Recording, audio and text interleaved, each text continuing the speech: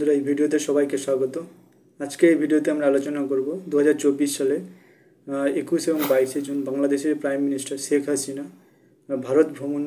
ভারত সফর ছিল এবং সেই ভারত সফরে বাংলাদেশ এবং ইন্ডিয়ান সরকারের মধ্যে একটি চুক্তি স্বাক্ষর হয় দুই দেশের মধ্যে রেল যোগাযোগ ব্যবস্থা সুদৃঢ় করার জন্য এবং দুই দেশের মধ্যে যাতায়াত এবং বাণিজ্যিক এবং অর্থনৈতিক উন্নয়ন ঘটানোর জন্য একটি রেল যোগাযোগ ব্যবস্থা জন্য একটি কোলাবোরেশন করা হয় এবং দুই দেশের সরকার চাইছে যাতে এই রেল যোগাযোগ ব্যবস্থাটা খুবই দ্রুত গড়ে ওঠে এবং তাতে দুই দেশেরই বাণিজ্যিক, অর্থনৈতিক এবং মানুষের যোগাযোগ ব্যবস্থার অনেক বেশি উন্নতি ঘটবে।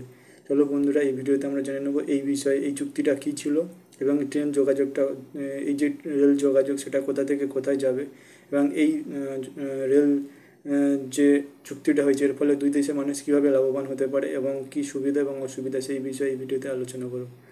তো বন্ধুরা, আমরা যেটা জানি, এই যে 21 এবং 22 জুন যে চুক্তিটা হয়েছে রেল যোগাযোগ ব্যবস্থা দুই দেশের মধ্যে, যে ভারতে আমরা জানি যে ভারতের যে 7 সিস্টার রাজ্যগুলি রয়েছে, যেমন আসাম, অরুণাচল, মেঘালয়, ত্রিপুরা, মিজোরাম ইত্যাদি যে রাজ্যগুলি রয়েছে সেগুলোতে ভারতের মূল ভূখণ্ড থেকে সেখানে যাতায়াতের জন্য অনেক কষ্টসাধ্য এবং অনেক সময় লেগে যায় সেখানে যাওয়ার জন্য।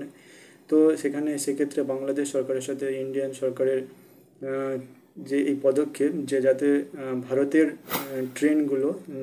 ভারতের কিছু ট্রেন বাংলাদেশের উত্তর পূর্ব অঞ্চল দিয়ে যাতে ভারতের 7 সিস্টারে খুবই দ্রুত এবং অল্প সময়ের মধ্যে পৌঁছে যেতে পারে, সেক্ষেত্রে ভারতের সাথে ভারতের 7 সিস্টারের রাজ্যগুলির যোগাযোগ ব্যবস্থা আরও সুদৃঢ় হয়ে উঠবে এবং এই যোগাযোগ ব্যবস্থার মাধ্যমে বাংলাদেশের মানুষও তার সুযোগ সুবিধা নিতে পারবে। সেখানে বাংলাদেশ মানুষ এবং বাংলাদেশের সরকারও এই ট্রেনের মাধ্যমে তারা সুযোগ সুবিধা পেয়ে থাকবে এবং দুই দেশের মধ্যে এই সুযোগ সুবিধাগুলো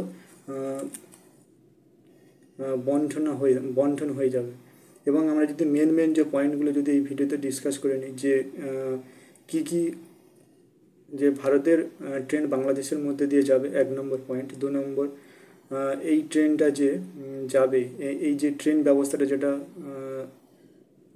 করা হয়েছে, এই ট্রেনটা যে মিনিমাম 15 কিলোমিটার ডিস্টেন্স এই ট্রেন যোগাযোগ ব্যবস্থাটা থাকবে এবং ভারতের ট্রেন বাংলাদেশের মধ্যে দিয়ে ভারতের 7 সিস্টারে যেতে পারবে খুবই অল্প সময়ের মধ্যে দিয়ে। এবং যদি বন্ধুরা আমরা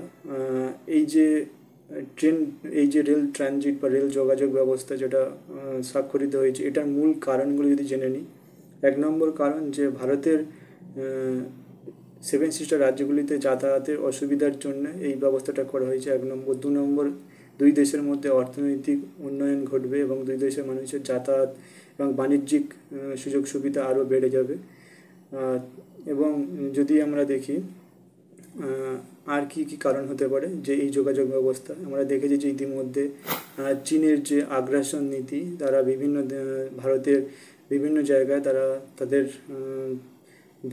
ভূমি তারা দখল করে এবং সেখানে তারা তাদের বসতি করে তোলে এবং মিলিটারির সাহায্যে।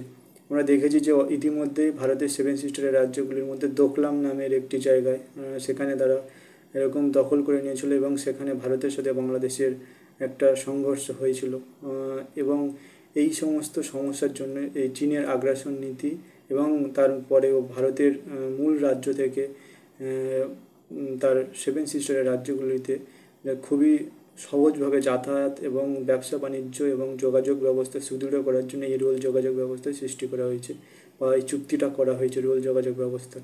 এবং এক্ষেত্রে দুই দেশেরই মানুষ এর থেকে লাভবান হবে। যেমন ভারতও সুবিধা পাবে, তেমন বাংলাদেশও এর থেকে তারা সুযোগ সুবিধাগুলো উপভোগ করে থাকবে।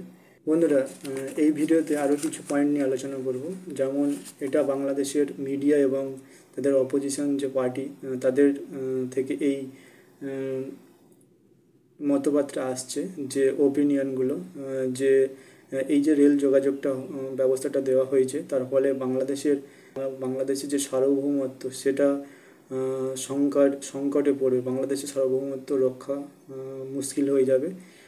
ফলে বাংলাদেশের ভিতর দিয়ে ভারতের এই ট্রেন যোগাযোগ ব্যবস্থা স্থাপন হলে। আরেকটা পয়েন্ট, যে ইন্ডিয়ান রেলওয়ে এবং ইন্ডিয়ান গভর্নমেন্ট অস্ত্র এবং মিলিটারি সরবরাহ করবে বাংলাদেশের ভূখণ্ড ব্যবহার করে তাদের সেভেন সিস্টারের রাজ্যগুলিতে যাওয়ার জন্য।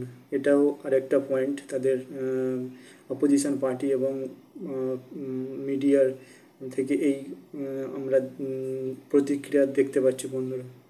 তো আপনাদের কি মতামত এই যে যোগাযোগ ব্যবস্থা যেটা স্বাক্ষরিত হয়েছে সেটা সম্বন্ধে আপনাদের কি মতামত? সেটা কি হওয়া ভালো না খারাপ? আপনাদের মতামত আপনারা কমেন্ট সেকশনে জানাবেন বন্ধুরা। আর চ্যানেলটিকে অবশ্যই সাবস্ক্রাইব করবেন, ব্লগস উইথ জয়দেব।